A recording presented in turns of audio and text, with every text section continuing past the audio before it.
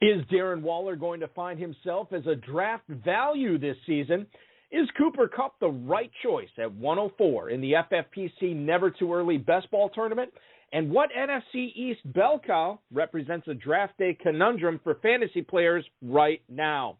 Plus, the 2021 FFPC main event fifth place finisher, the 2021 FFPC 1250 Live Best Ball number 2 winner, and the 2021 FFPC Bare Knuckle Challenge champion. No, not 3 different guests. He's all the same guy. He's Mike Zucca. He's going to be hanging out with us tonight, as well as the 2021 $10,000 FFPC Super Bracket winner, Zebb Kapp, swinging on into the program, too. We've got a great show for you. Mike Zucca and Zebb Kapp are here. I'm Eric Balkman. Stick around. Your high-stakes fantasy football hour starts now. I can't stand the pressure. I've seen greater men than need a lesson. Make out of the lesson. Take the hit for the red. Just 'cause it was right there in the dresser, so easy. Pick me up, kiss me, and you squeeze me.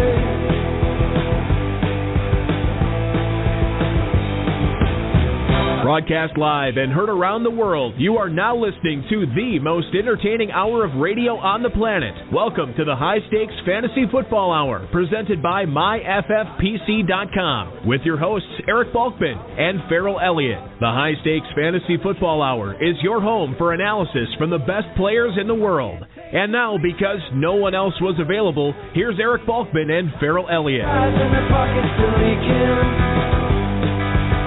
And all I hear is just white noise when we're speaking. There's too much rebel from the voices in my head. I hear them singing. Hey, thanks so much, Rob, and thank you to the Quiet Howlers. Remember to check out their music at quiethollers.com. I always forget to do this at the end of the show, but our outro is done by another wonderful band, Frederick the Younger. Got a chance to see them live a few years ago. They are awesome. And check out their music, fredericktheyounger.com. Greetings and salutations to all of you Balkaholics and Farelliacs. Welcome to the latest episode of the High Stakes Fantasy Football Hour, presented by MyFFPC.com. I am, of course, your slightly above average host, Eric Balkman. Normally, my co-host is indeed the definitive commissioner of fantasy football, Farrell Elliott. He has the night off tonight, and we will welcome him back for our next episode, which ironically is not next Friday. More to come on that as we move through the show tonight. If you are looking for some drafting action right now, look no further than the inaugural Never Too Early Best Ball Tournament. That's at myffpc.com right now. A lot of different stuff going on with that. $25,000 grand prize, only $125 to enter, $133,000 plus prize pool in that. Drafts are going off daily in that right now, and if you want to do a 30-second clock, a 2-hour clock, a 6-hour clock, live drafts, those are all going on. You can register those at myffpc.com. And, of course, the format for this is a best ball slim, no longer 18 rounds. It's 20 rounds now with the FFPC going forward, limited to the first 1,152 teams, so make sure you're registering for that at myffpc.com. If you are looking for a year-round challenge, please check out all the Dynasty Orphans available, myffpc.com/dynasty for sale. A lot of good options there, some of them discounted all the way down to $1. So make sure you're checking that out if you're looking for something to add to your fantasy football portfolio in 2022. If you want to get in some best ball action, you don't want to get in the tournament, you'd rather play in a 12-team closed league, join up. myffpc.com is your home for slow, live, and sit-and-go best ball options, super flex, whatever you want, all at myffpc.com. Don't forget to check out the Kentucky Fantasy Football State Championship Super Sunday Championship Leagues. Those are running out. There's only a handful of slots, those available. It's a little misleading because the games, the drafts are not all on Super Bowl Sunday. There are some afterwards. I do believe I'm participating in the one a little over 2 weeks from now on February 20th. So if you want to jump in that one and compete with me, I'd love to be owned by you because I know I will. That's at kffsc.com. And I do want to remind everybody that you can also check out the latest edition, the new season premiere of the RotoViz High Stakes Lowdown at rotoviz.com/podcast. Dominic Rodeo, 12-time FFPC main event and Football Guys Players Championship League champion on there. We get into a lot of ADP and decisions people are making in the Never Too Early Best Ball tournament going on right now. Also touch on some dynasty stuff in there, as Dominic Rohde's a very talented dynasty high-stakes player as well. So check that out, rotoviz.com/podcast. Without further ado, ladies and gentlemen, let's bring in our first guest tonight. He is a native of Cleveland and a diehard Browns fan. He currently resides in central Pennsylvania after starting playing fantasy football about a decade and a half ago in a work league, moved up to high-stakes leagues in 2009, entered the Football Guys Players Championship for the first time 4 years after that. He used his first-place prize in that league to draft live at the 2014 FFPC main event in Vegas. That's where he said he became hooked and started adding live and online best ball drafts, auctions, terminators, and much more to his high-stakes portfolio. After his first appearance in the 2017 FFPC Bare Knuckle Challenge, he ramped up his $35 live best ball drafts with the FFPC to prep for the following year's draft. And in fact, he's drafted about 150 live best ball leagues online for the last several years. As a result, he is now the defending champion in the FFPC 1250 Live Best Ball Draft number 2, as well as the 2021 FFPC Bare Knuckle Challenge. He also cashed an additional $15,000 for finishing in 5th place overall in the 2021 FFPC main event. You follow him on Twitter at Mike Zucca. Please welcome onto the program the aforementioned Mike Zucca. Mike, I apologize for the difficulties we had with the audio and the show last week, but thanks so much for gracing us with your presence tonight. No Farrell Elliott, so it's just me and you for the next half hour. Really appreciate you taking the time to talk shop tonight. No problem, Balky. Thanks for having me. It's always a pleasure to get on royalty. And so I guess I want to get into the bare knuckle and the best balls and everything you've been doing right now. The last couple of years, I mean, you said yourself 2021 was probably your best high-stakes year ever. Before we get into that, can you tell the listeners what you're doing for a living in central Pennsylvania? Sure. So I work for a large pension consulting company, porting and developing actuarial software that helps our clients, quantify and manage risk. So it's a really technical job, and, that kind of, brought me into, approaching fantasy football in a really, technical way, and just using that to prepare for my draft. And it obviously, I was going to say, it's a job that gives you a lot of time to do. So when you're doing best balls, are you just doing the live ones, or do you do the slow ones where you can draft at your leisure as well? I don't have patience to do slow drafts anymore, so it's pretty much all live drafts. You've already had 2 live, 28 round drafts that were off this year. I was in one of them, so no need to get into slow drafts. Yeah. I got you. To each their own, for sure. So let's talk bare knuckles here. It was a massive win for you in this. You've done you've been of the last several years. You've probably been the most successful drafter in this format. Now, for the uninitiated, the bare knuckle drafters can't use any notes, cheat sheets, devices, anything like that. This is all from memory.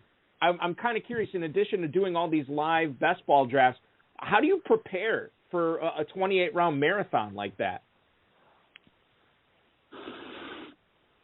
Yeah, I mean, it really is just getting all those live drafts in. That's really why it's important to do the live drafts, not the slow ones, because I can just get the practice, thinking on the fly, being able to build a team kind of from memory, and it's by the time I get to the bare knuckles, it's I'm not going to say it's easy, but it's... Well, and when you do that many drafts, I think it becomes easier than somebody who is not doing that many. I'm just kind of curious, do you ever, when you're doing a live draft, do you ever try to do it blind, where you're just following along with the picks up at the top of the board, or is that just too difficult because you can't look at the whole board at the same time? I've tried to do that. I've done horrible every time I try to do it. It is a huge advantage being able to have the draft room and see your cues, and when you look back, and I don't know if you do this on any of your championships, your high stakes championships, but do you ever go back and look at, this is the reason I won this league, this pick here. Did you do that with the bare knuckle challenge this year? I'm just kind of curious, the pick or picks that you think really cemented the championship for you in that league.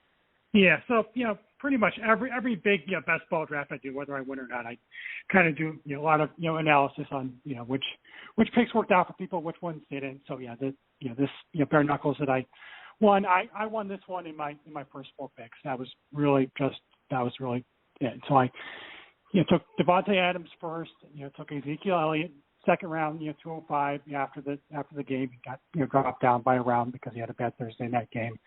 Then Austin Eckler fell to me in the 3rd round, and I took Cooper Kupp in the 4th. So it would be hard to lose a league if you started out like that. Yeah, no question. Eckler in the 3rd, I'm trying to remember where he was going off at main event time at Las Vegas time last year. But Eckler in the 3rd seems late. Did that seem late to you at the bare knuckle challenge? Yes, because I was going to take him in the 2nd, but I thought, Ezekiel Elliott's there. I better take him. But then that actually was a little higher than he went in main events after the Thursday night game. But right. So that was when he had that hamstring issue. Thought it cleared up by Thursday, but I think that's why he got dropped down a little bit in drafts. Yeah, no. I mean, like you start off a draft with Adams and then Elliott, Eckler, Kupp. You're right. I mean, even at 28 rounds, it's tough to lose a league like that. So congratulations on that. I want to move on and talk a little bit about that 1250 best ball number 2. One of the key cogs on that team for you that helped you bring in that $9,000 first place prize was Jalen Waddle. He was actually on your 5th place overall main event team as well. So congratulations on that. I'll be honest with you, and I've said this. It's always interesting when we bring the champs on, in January and February. And I always look at the rosters and I feel like, well, there's an overarching theme here that, Mark Andrews, Cooper Kupp, Jalen Waddle was one of them as well. And I feel bad because I missed out on him not only in Dynasty, but in a lot of my drafts. I was kind of down on him this past year, and it was to my own detriment. It cost me. Right now, if we look to 2022, you've always said you've done a couple of drafts already. He's going at the 312 in best ball drafts, number 14 wide receiver off the board. 2nd year in the league. Does that seem too high or too low or sort of just right for you right now with, with Waddle going at the end of the 3rd? Yeah, I think I'm buying at that price. Because obviously his best games aren't in front of him. So that's definitely see the upside for him to be, a top 5 receiver. Everything goes well, and even if he has a bad year, then he's like CD Lamb or something. Right. I'm looking at it right now. Jalen Waddle. I'm trying to figure out who's. So he's going in that sort of glut there at the end of the 3rd round. With it really starts in the middle of the 3rd round with CD Lamb and DK Metcalf, and then it goes to T. Higgins, Keenan Allen, Jalen Waddle, and then DeAndre Hopkins right after that, and then you got to wait until the middle of the 4th round to get to Calvin Ridley. So it's those 5 guys. Just kind of curiously, Mike, when you look at those 5 receivers right there, I just asked you about Waddle, but Lamb, Metcalf, Higgins, Keenan Allen, any of those guys strike you as, oh, my goodness, I'm not touching those guys there, or, oh, my goodness, I can't believe they're falling that far between Lamb, Metcalf, Higgins, and Keenan Allen?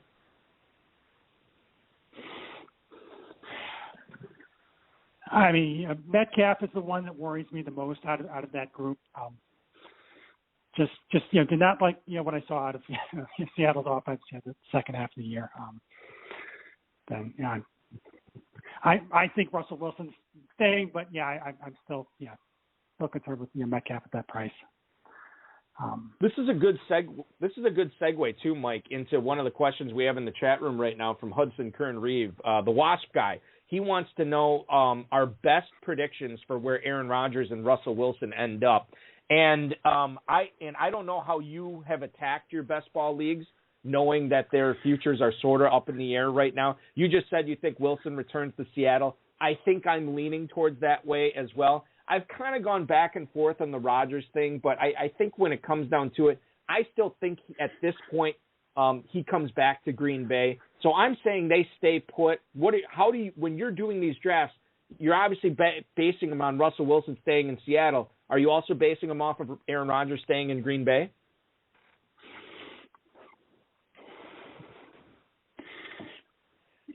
That's the most likely outcome, but I'm still. I take Devontae Adams in the top 5. I was 100% sure he was Rodgers was staying in Green Bay, and I'm not taking him there. So it's wild because Devontae Adams was a first round pick last year, and obviously he did nothing to on the field dissuade owners from taking him in the first round again. Yet he has indeed fallen to the second round at the 201 on average, and he's going behind Cooper Kupp, Jamar Chase, Justin Jefferson, and Tyreek Hill. He's actually going right above the wide receiver 6, which is Deebo Samuel. Boy, just a crazy.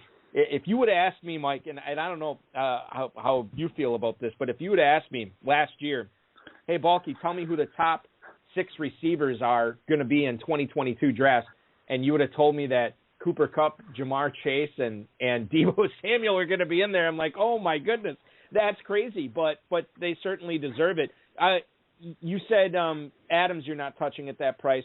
Are you on board with, guys who had the big career years this past year with Kupp, Chase, and Deebo Samuel at their current prices? Kupp and Chase going in the early first round, and then Deebo Samuel going in the mid-second.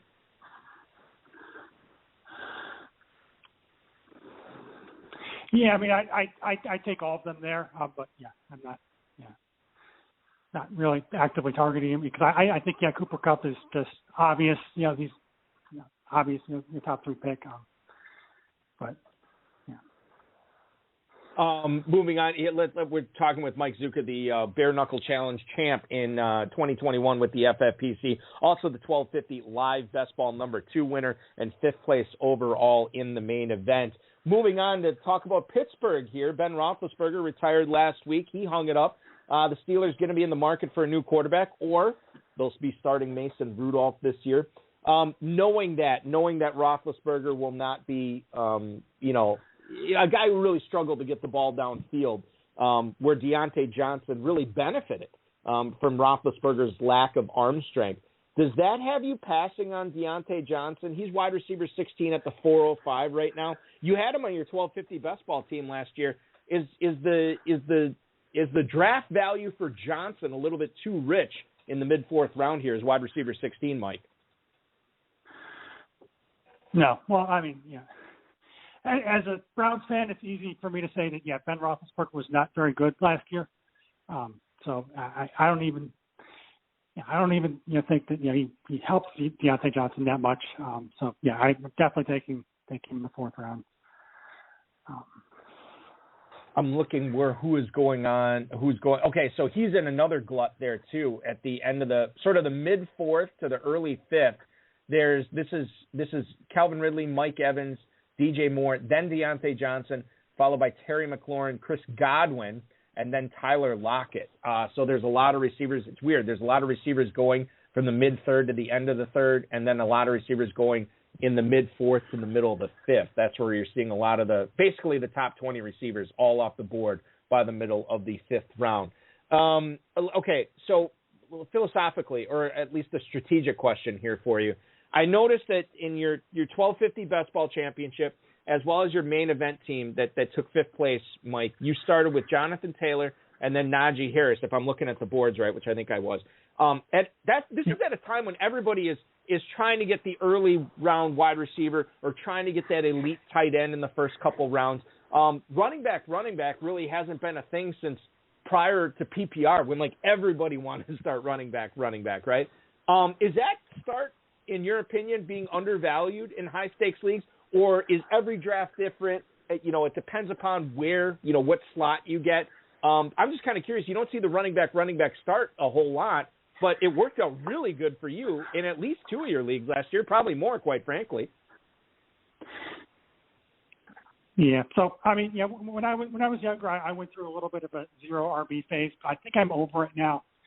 Kind of do want to get, at least one running back in the early rounds. It's, it was kind of draft specific with those two because I really didn't like any of the receivers that were on the board at the 1-2 turn. I was kind of off of Ridley, off of Hopkins, last year. So kind of made sense to take 2 running backs there. Let's talk about that. Also targeting the. Yeah, go ahead. I was just going to ask you, Mike. Let's talk about something you just said there. You went through the best ball. You went through the zero RB phase a little while ago, and you're over it right now. What was the reason that you decided to hop on that train and try it out? And sort of, what's the reason why you don't swear by it anymore? Yeah. Well, I mean, yeah. So I read all the articles that came out around 2013. Then 2015 did that in all my drafts and was really successful in it. Then 2016 that didn't work at all, and we had the it's just that there's the top running backs are also involved in the passing game. We don't really have a lot of the split roles with but between the 20s guys and the third down guys. We have guys that can do everything, and you really do need to have one of those guys on your roster to do well. There's always exceptions, but it just seems like a lot more work to make a zero RB team good than it does to just hit on your first round running back. With all the leagues that you do, all the best balls and even the managed leagues, do you find yourself not setting out to do a zero RB team, but the board falls that way, so you won't be totally against it, but it still happens from time to time, or is it totally right out for you? You won't do it anymore. Yeah, I mean it'll happen. It happens if there's if there's good value at the receiver and tight end position. Early rounds, I'll do that. And I still like to avoid taking running backs. Usually between the fourth and the eighth round. Usually the running backs there are kind of just propped up based on your perceived volume, and so I'm usually always taking receivers in that portion of the draft. And if I start out with two receivers early, then I kind of end up with a zero RB team. But well, you're making me feel better about my draft philosophy. I mean, I think what you're saying here is stuff that I've done a lot over the last several years, so it's making me feel better about my approach to drafts as well. So thank you for that. Let's talk about Darren Waller here for a little bit. Now, this is a guy who is going off in the first round in drafts last year. He slipped, actually, in the Never Too Early Best Ball tournament going on at myffpc.com right now.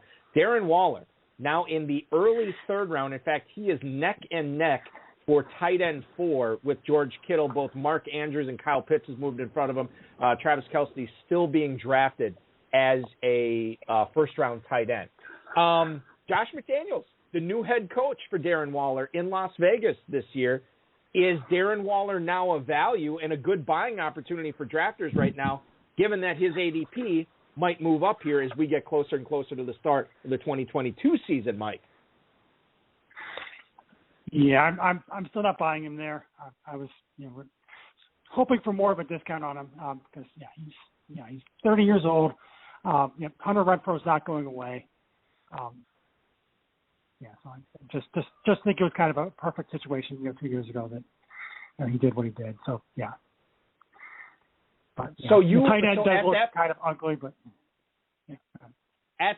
At that point in the draft, Mike, and we're talking Mike Zucca, the Bare Knuckle Challenge champ, 1250 Live Best Ball number 2 champ, 5th place main event in the 2021 FFPC player tonight. You follow him on Twitter at Mike Zucca. Just curiously, so at that point, if Darren Waller is going at the 303 and George Kittle's going at the same spot, would you rather draft Kittle there? Would you rather wait a full round and take T.J. Hawkinson?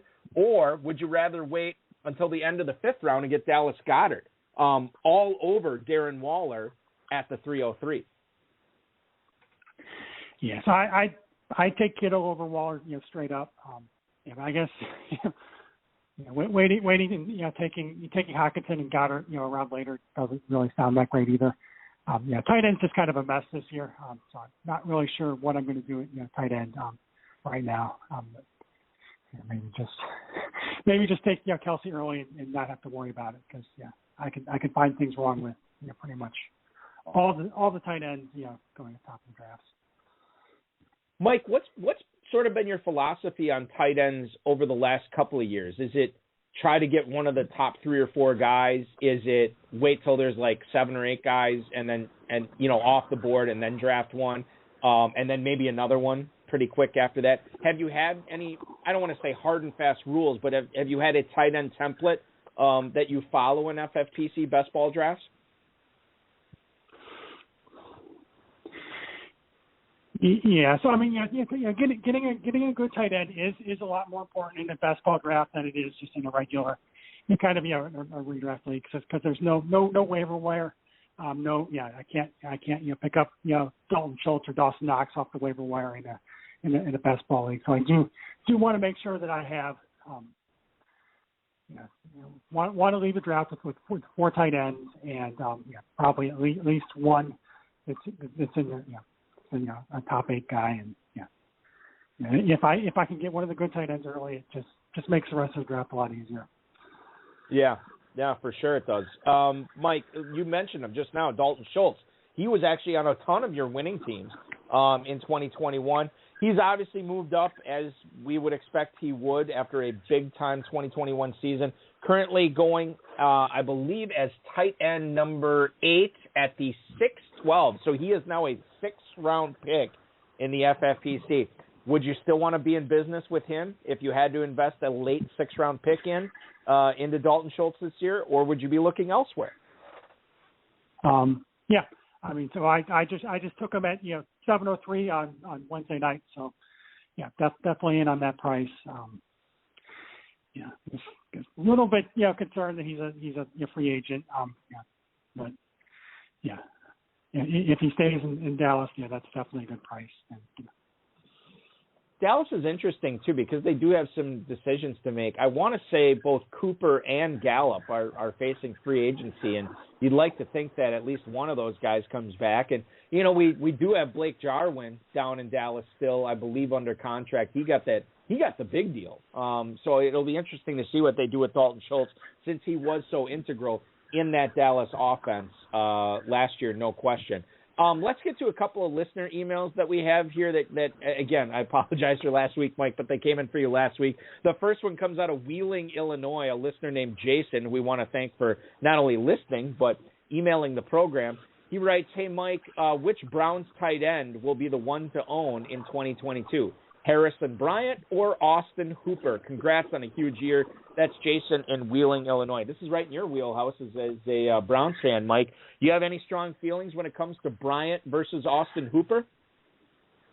Well, I mean, my answer to that would be none of the above. I mean, I hope that we get David Njoku back.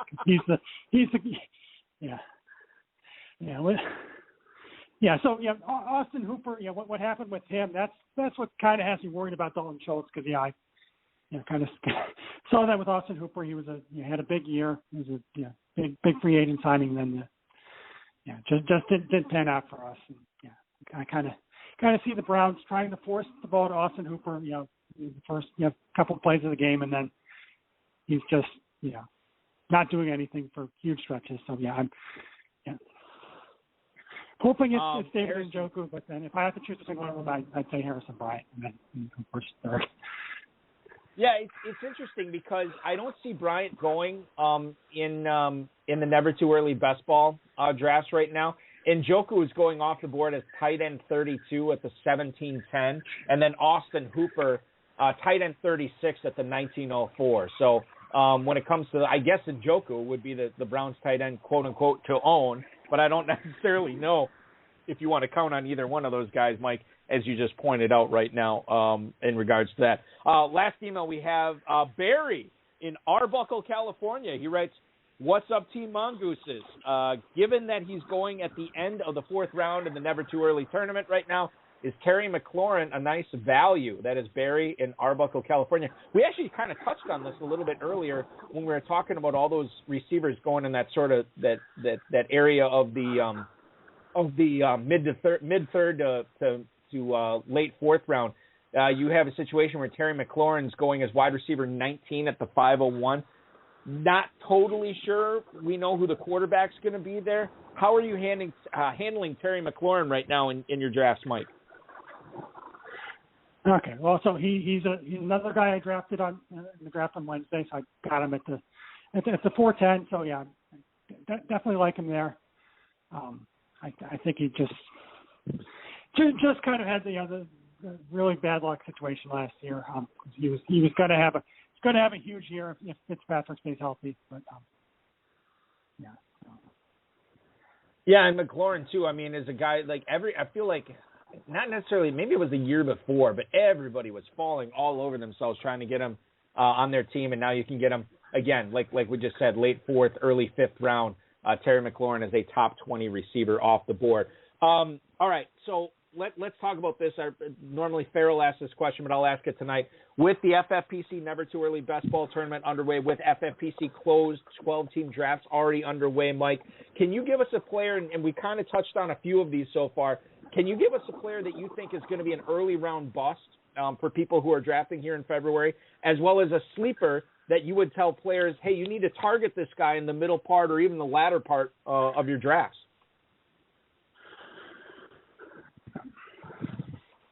Okay, all right. So yeah, for the early round bust, he's a great player, but I'm not going to have much of Derrick Henry this year. I kind of faded him last year. Was wrong about that. Kind of got bailed out by the injury, but yeah, he's getting older. It seems like the Titans are using other guys. He's not going to have that passing game usage he had those first couple of weeks of 2021, and just would rather be a year too early than a year too late. I'm fading him. Yeah, I'm totally with you on that. What about a flip side of the coin, Mike, a sleeper that you would be targeting in the middle to the latter part of your draft?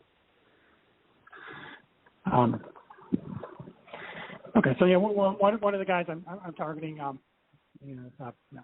really like Kadarius Toney, from the Giants. Really like the coaching hires they made, and we only saw like 1 or 2 games out of him, but I think he has a potential just to smash his ADP right now. He could be a top 10 receiver. Easily. Seeing reports, they're going to try to use him like Tyreek Hill, and I kind of see some similarities there, and I think he's a guy I'm going to be targeting early because I think his ADP will only go up as we start hearing more glowing reports about him. That's interesting stuff. I like it, and it makes a lot of sense here. Final question, Mike, before we let you go. Enjoy your weekend. You won a ton of FFPC free leagues this past year, and by my count, the better part of $50,000 in cash. Have you made any plans? Have you spent any of that money yet? What are you going to do with all that, with all your winnings this year, man?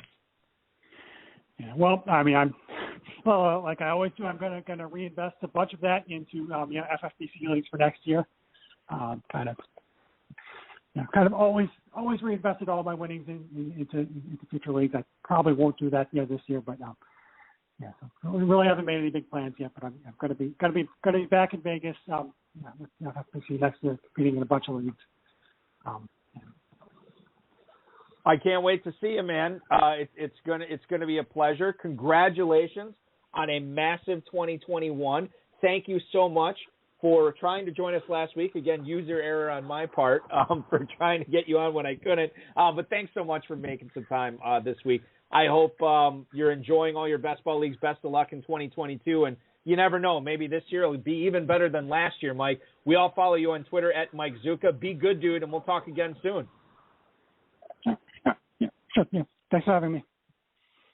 Mike Zucca, ladies and gentlemen, the Cleveland Browns fan in central Pennsylvania who won the Bare Knuckle Challenge last year, 5th place overall in the FFPC main event, and, of course, the 1250 Live Best Ball champion.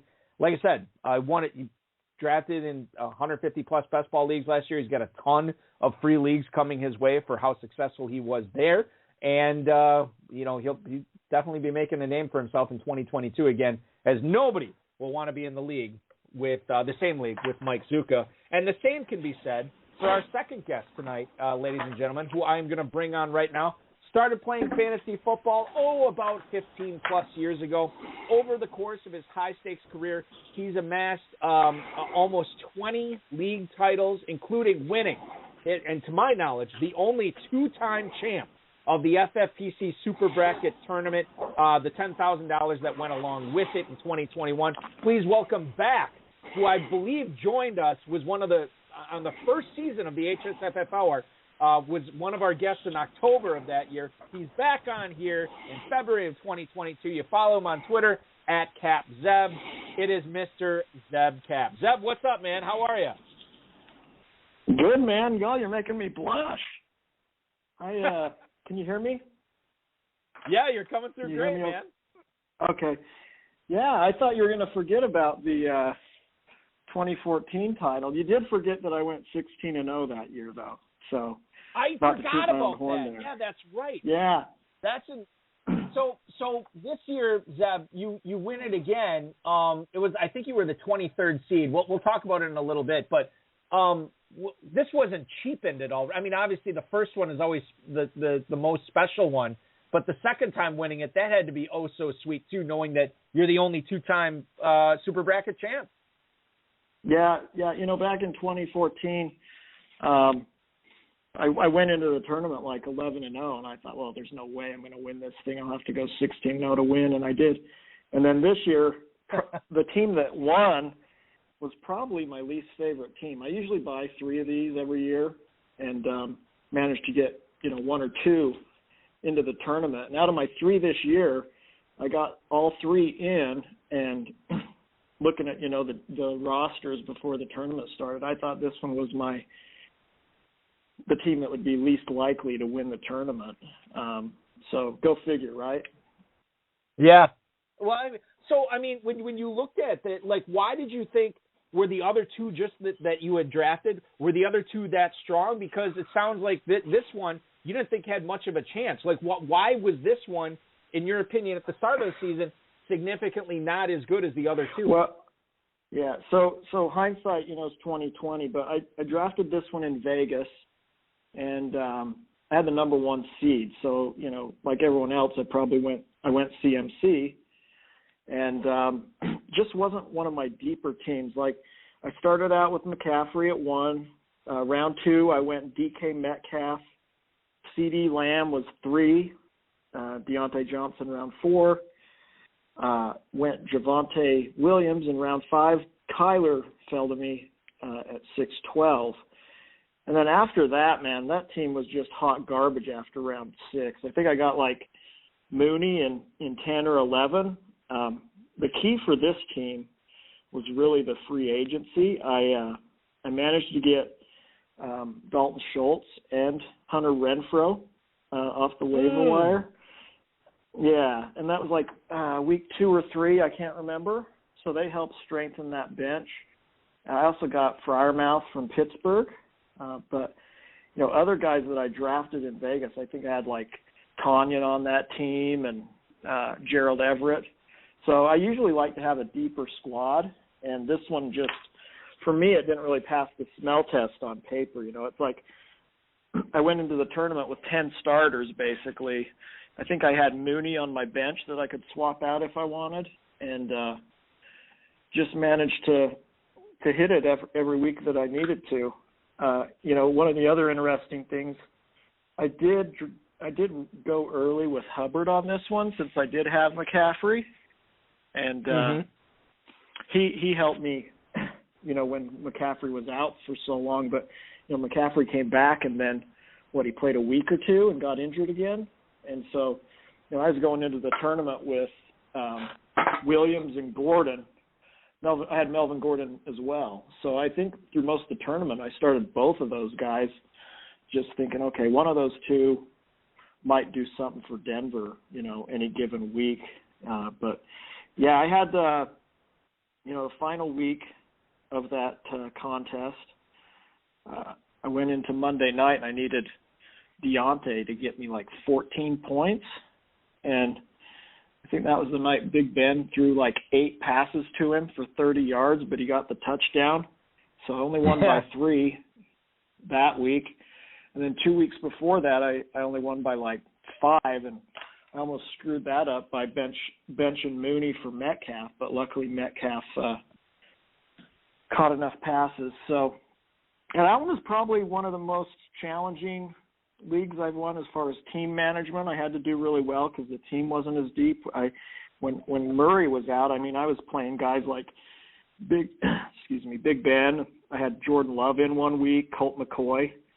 So it was just a rough couple weeks there. So very shocked. I had another team.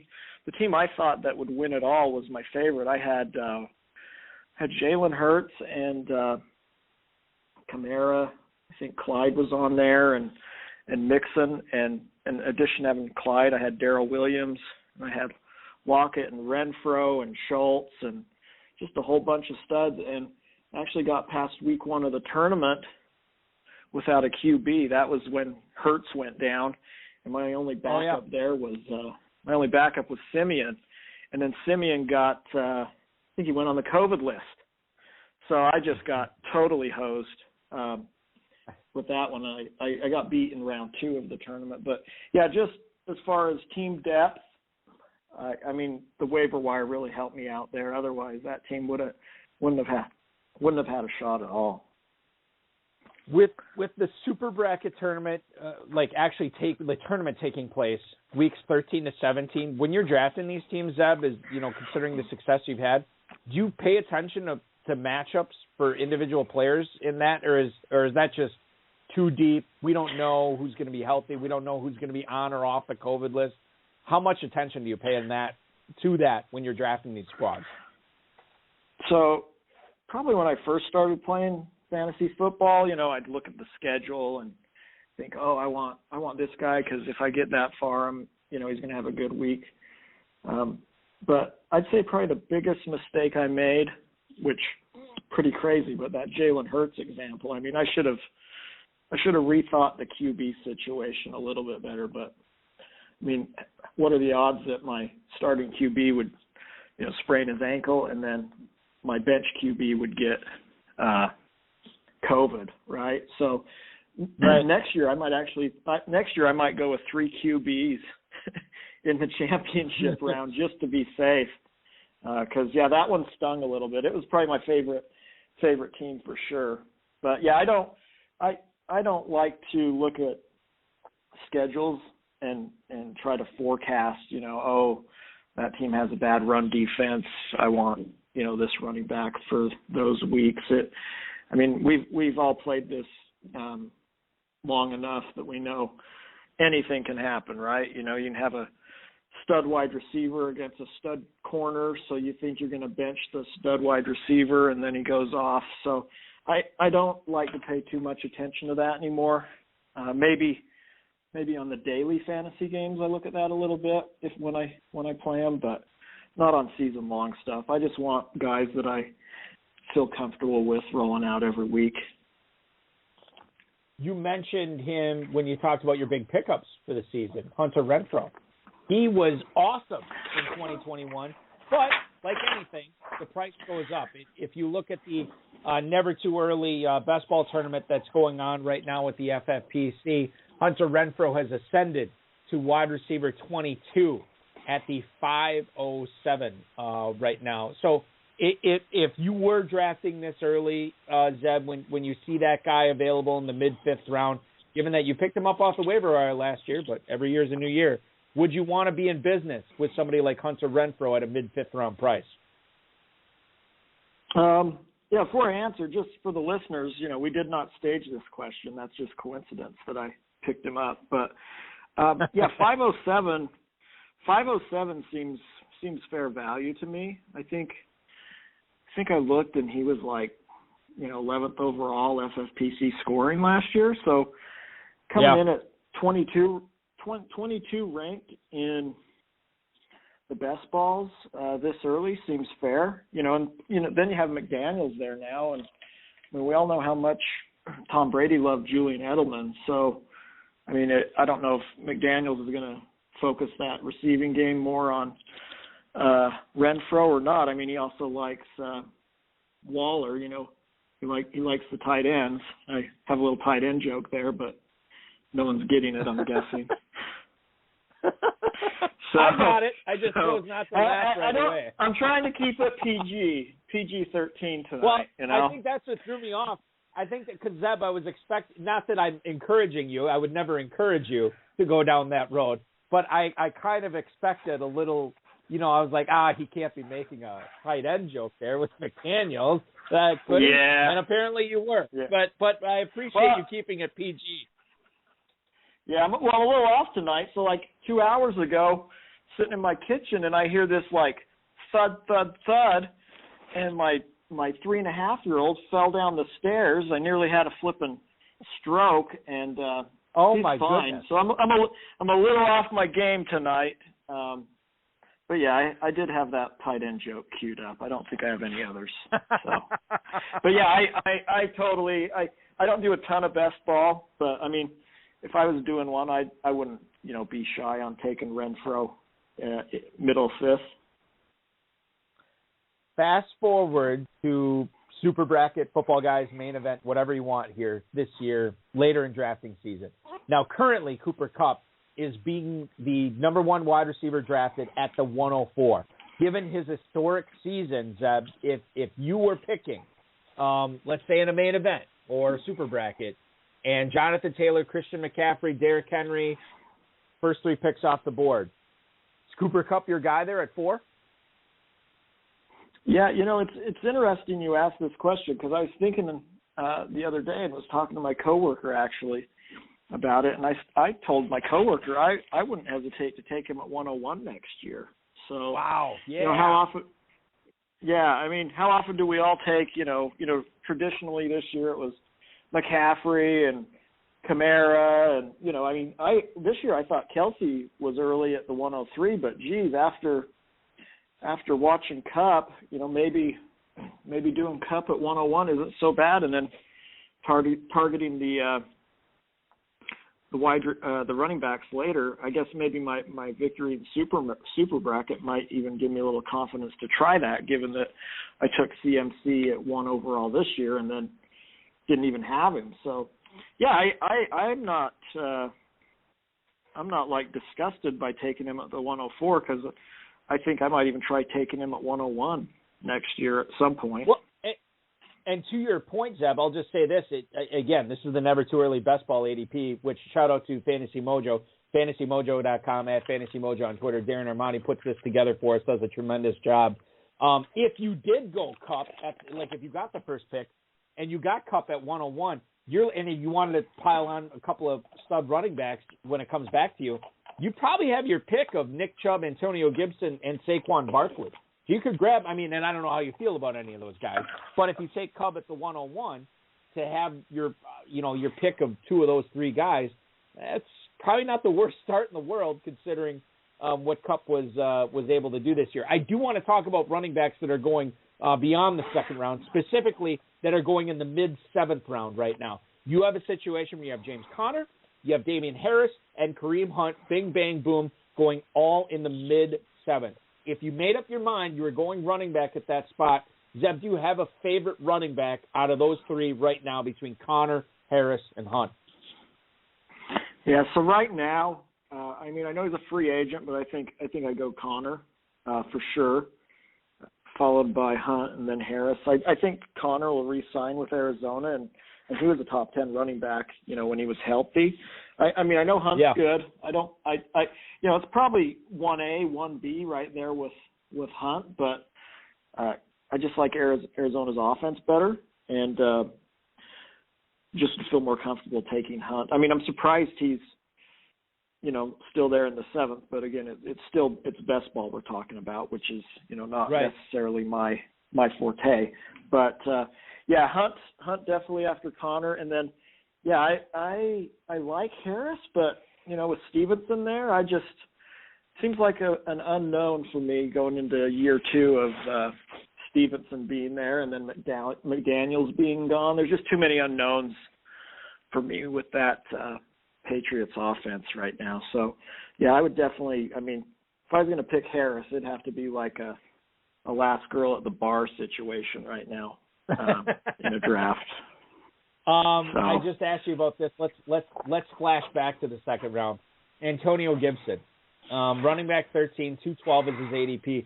I'm kind of curious because I think J.D. McKissic is a free agent right now, And obviously when he was not playing, when he was hurt, Gibson had some really great weeks because he was playing a lot more third downs than he was when McKissic was healthy. So knowing that that is an unknown if you are drafting in February, Antonio Gibson, is that a bargain at 212? Is that right where he should be going? Or is he a bust at that area?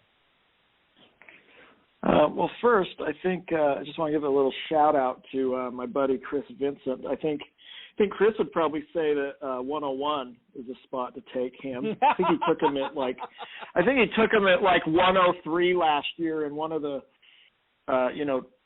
broadcast drafts. He called in and talked to you and I think he said he was going to shock the world by taking him at 103. And I think we all know how that worked. And he out. did. But yeah. It's amazing that guy actually does well at fantasy football with picks like that. But okay, 212. Yeah, I think that's fair. I mean, yeah, McKissic is a free agent, but yeah, I mean, I like Gibson. I mean, I wouldn't. I guess I'm indifferent. Like, I wouldn't say that's a terrible reach to get him at 212. I mean, I don't think he'd fall past maybe middle of the third. So, I mean, I can't really argue with the 212. So, news this week in the NFL. In fact, within the last day or two, the Jaguars have settled on a new head coach. It is indeed Doug Peterson. So now, and Zebb, I know you're not drafting at this moment in time, but looking forward to the season, Travis Etienne's coming off the injury. James Robinson is probably going to miss most, if not all, the season because of an injury. Trevor Lawrence, season 2. DJ Chark coming back from an injury. So you have a lot of moving parts in that Jaguars offense, but the guy moving them around will be Doug Peterson. What are your early thoughts on Jaguars and FFPC drafts this year, knowing that the former Super Bowl coach will be leading them into battle? I could see, I don't know if Marvin Jones is a free agent, but you'll have Shenault, Marvin Jones, and Chark. I guess one of those three will probably emerge. As far as confidence levels in any one of them, I'd say I'm lukewarm on all of them. I never really was a fan of Peterson when he was at the Eagles. I think Alshon maybe got like 60, 70 catches when he was the coach there. So I don't know. If I'm drafting any Jaguars next year, it'll be because I'm fairly desperate to get someone. I mean, if Robinson is out the full year, Etienne could get a bulk of the carries. So out of all the Jaguars, probably him, and then maybe Chark if he's fully healthy. But you never know if there's chemistry there between Lawrence and him. So that one's pretty tough. One of them might be on the someone's sleeper list, right? So I don't know. I'm lukewarm to Doug Peterson. I've never really got excited for drafting any of the players on his teams. DJ Chark, wide receiver 51 at the 1108 right now. Shenault is going as wide receiver 56 at the 1208. And then you have Marvin Jones, wide receiver 71 at the 1504. He is indeed under contract with the Jaguars for one more year. If they do decide to move on from him, it is an $8.7 million cap hit. So I don't think that they would, but it's Jacksonville. Anything's possible. Anything can happen, and usually does with the Jaguars. Let's talk dynasty here real quick, Zebb. I know you have several dynasty teams at the FFPC. Have you, or when will you start looking at players on those rosters that you're like, you know what, I'd rather be a year too early than a year too late on this guy. I'm going to start sending out offers and see if I can get, 80, 90 cents on the dollar for this veteran. Have you experienced that? Are there any players, or just in general, that if you owned them in dynasty, you would be looking to cash in on them now?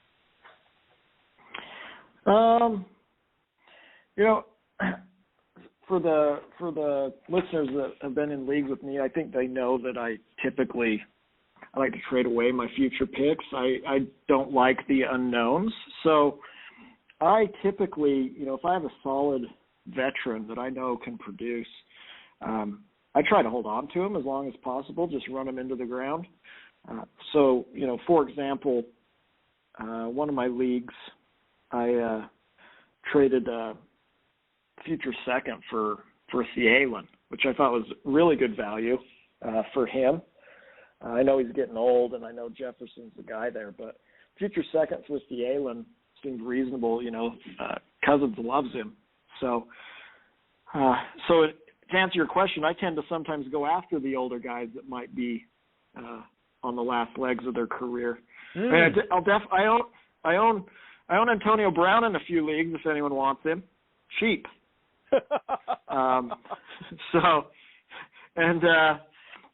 Of just a few other examples, in one of my leagues, needed a QB, so I traded a future first for Herbert. Another league where I was thin at running back, wanted to strengthen my bench, I traded a first for Edwards-Helaire.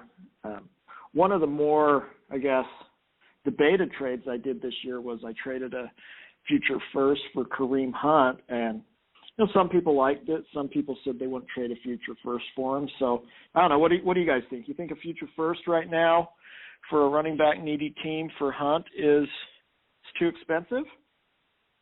Well, this team that you did it, is it ready? I mean, is it a win now? Like, do you have the pieces to win a championship right now? You just need a running back.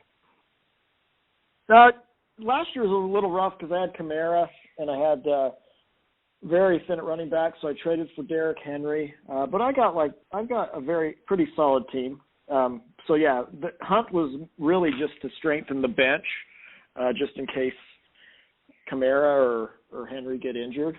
So more insurance than anything, not necessarily, I need him for sure, but I just thought, okay, he's a good guy to have on the bench. And if Chubb gets injured or something, he's definitely top 10 at that point, top 5 maybe. Yeah, I would say he's if Chubb were to go down, then you're looking at top 5 from Kareem Hunt for sure.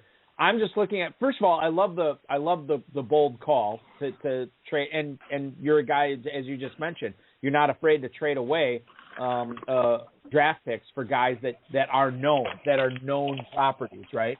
And Kareem Hunt would make some sense there, and so I think that here's the thing, Zebb. I don't necessarily know if I would have pulled the trigger on that deal, but the way that you're describing your roster, certainly it makes a lot of sense. On a point per game case last year, he was the number 20 running back.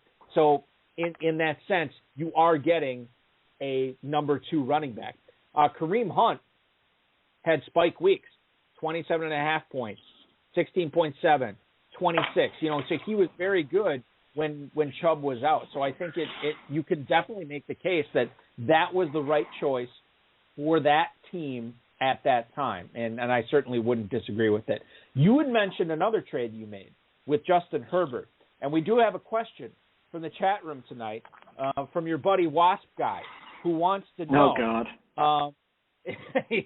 what fantasy quarterback rank, like in the Ffpc, do you expect Justin Herbert to be at the end of this upcoming season?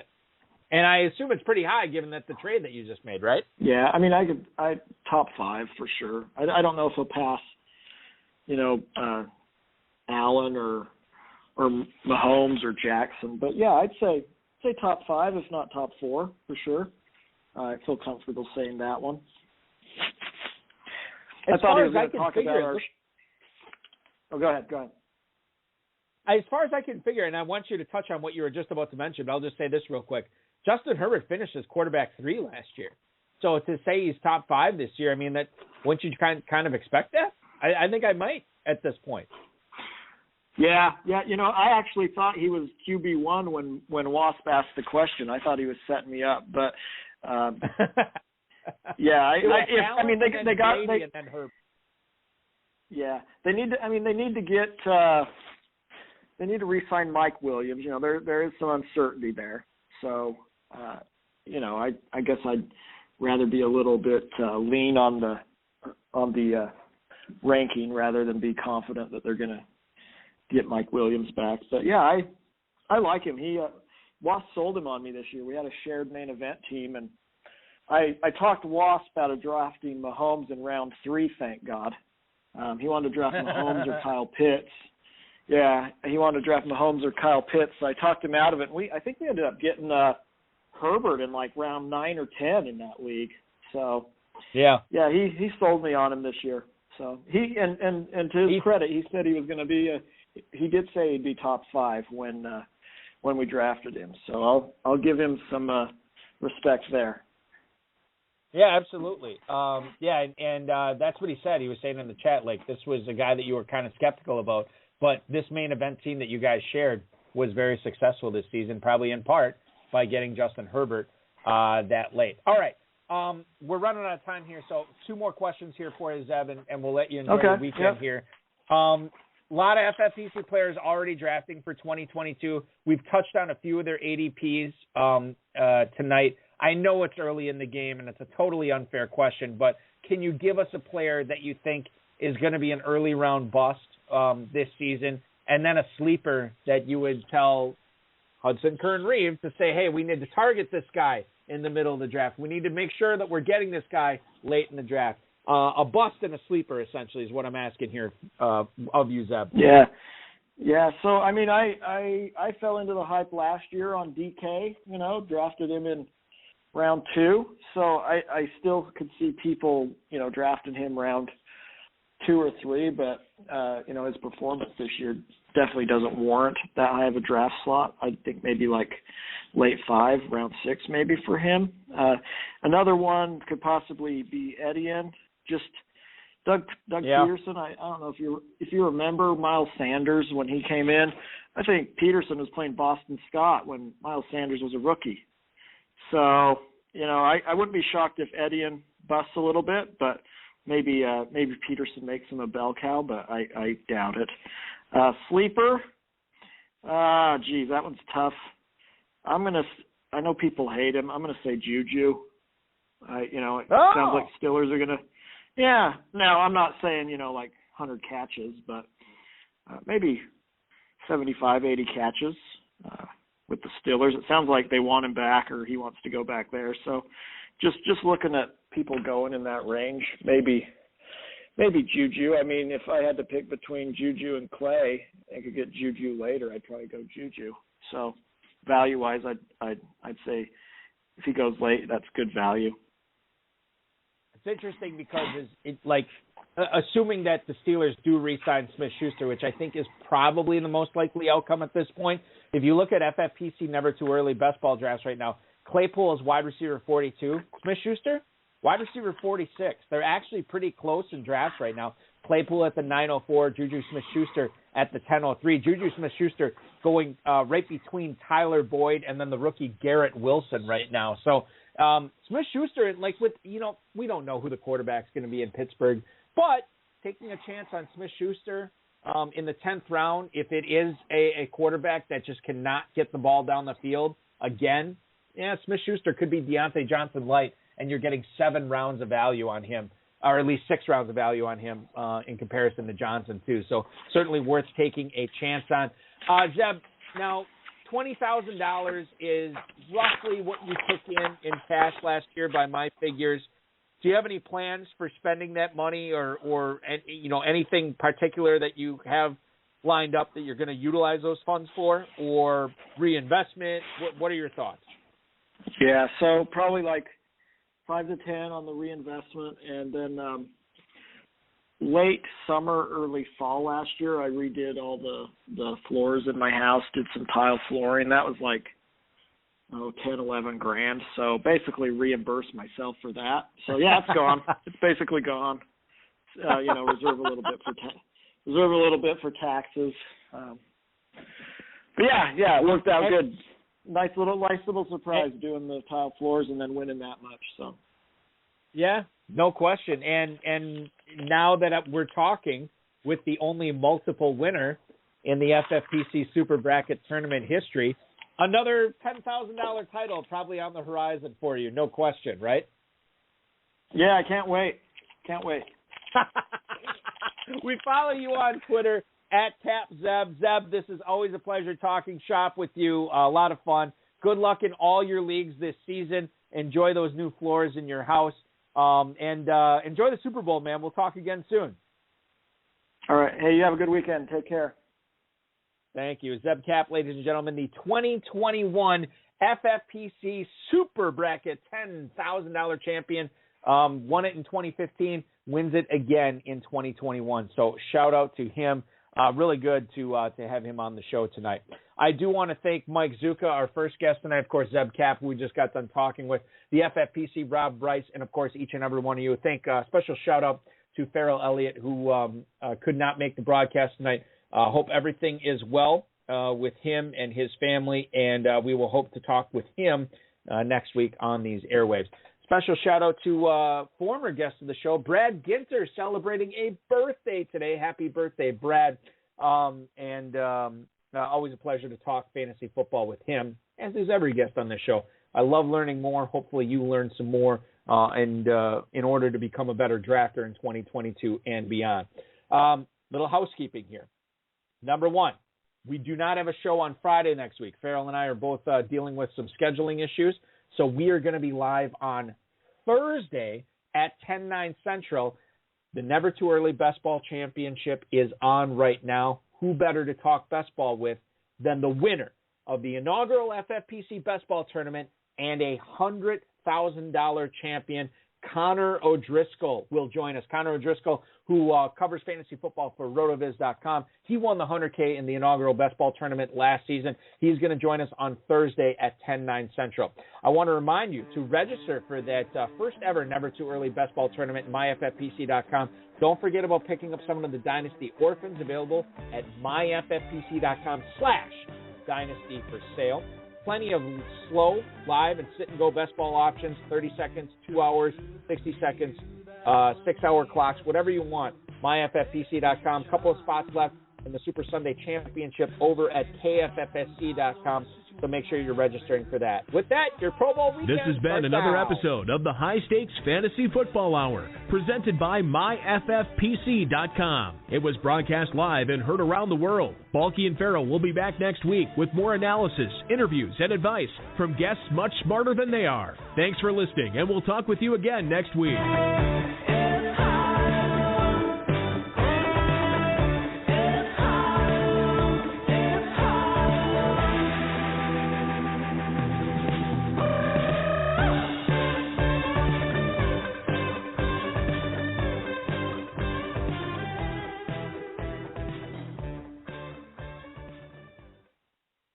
I know I just mentioned it, ladies and gentlemen, but if you do have a chance to text Farrell, remember to text him or email him, too. You can always email him, too, at jfarrellelliott@gmail.com, 502-471-7281. If you are looking to cash in one of those spots with the Kentucky Fantasy Football State Championship, Super Sunday Championship, do that, and also to send words of encouragement.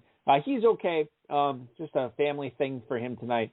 Just wish him all the best, as we do on this program as well. And we will talk to him, God willing, on Thursday with Connor O'Driscoll, who will give you all the best ball tips you need to become a six-figure champion with the FFPC this year. Not sure how many people are taking in the Pro Bowl. Enjoy it if you are. Don't know if it's going to happen for me. But in any event, we will talk with you again on Thursday. Thanks for listening, everybody. We appreciate it.